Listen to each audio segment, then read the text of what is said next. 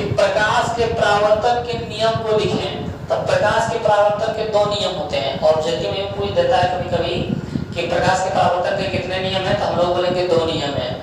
कौन कौन नियम है? पहला में बोल रहा है कि प्रकाश के परावर्तन के नियम दो नियम है।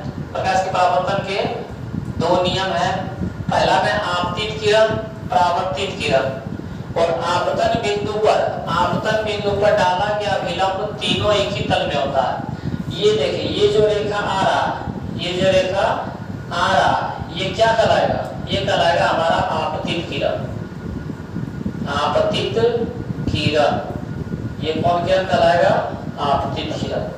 और ये जो लौट के जा रहा, ये हमारा कहेगा परावर्तित किरण। कौन किरण? परावर्तित किरण। ये हो गया हमारा परावर्तित, ये आपतित किरण, ये परावर्तित किरण। और आपतन बिंदु पर इसको हम लोग क्या बोलेंगे? आपतन बिंदु। आपतन बिंदु, वही बोल रहा है आपतन बिंदु पर, आपतन बिंदु पर डाला गया विलंब, इसको बोलेंगे अभिलंब। अभिलंब, तो वही बोल रहा है कि आपतित किरण, परावर्तित किरण और आपतन बिंदु पर डाला गया विलंब तीनों एक ही तल में होता है। तीनों क्या आता है? एक ही तल में।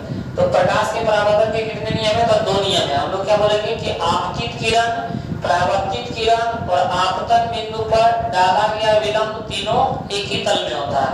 ये हो गया। दूसरा नियम बोला आपतन कोण। ये जो है आपतन कोण, ये क्या है? आपतन कोण। और ये परावर्तन कोण, ये जो है परावर्तन कोण। ये दोनों क्या होता है? बराबर होता है। आपतन कोण I, परावर्तन कोण R, ये दोनों आपस में क्या होता है? बराबर होता है। ये दोनों आपस में क्या होता है? बराबर होता है। तो प्रकाश के परावर्तन के कितने नियम है? तो दो नियम है। पहला नियम बोलेंगे कि आपतित किरण, परावर्तित किरण और आपतन बिंदु पर डाला गया विलंब तीनों एक ही तल में होता है। और दूसरा नियम बोलेंगे कि आपतन कोण और परावर्तन कोण दोनों आपस में क्या होता है? बराबर।